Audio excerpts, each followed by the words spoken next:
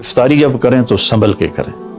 ठंडा बर्फ से भरा हुआ पानी और रूह अफ़ज़ा और जाम शीरी और दूध सोडा और उसमें बर्फ़ के इतने बड़े बड़े डले डाल के जब आप पीते हैं तो सारे दिन के रोज़े का जिस्मानी फ़ायदा फौत हो जाता है, ख़त्म हो जाता है। संभल के पानी पिएं और रूम टेम्परेचर का पानी पिएं।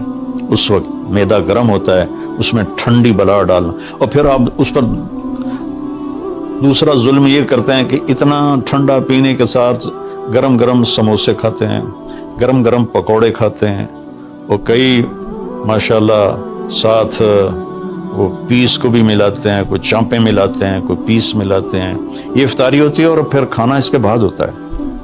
तो सादा पानी से रोज़ा इफ्तार करें और मगरिब की नमाज के बाद हल्का फुल्का खाना लें और फिर तरावी का इंतज़ार करें, तरावी पढ़ें।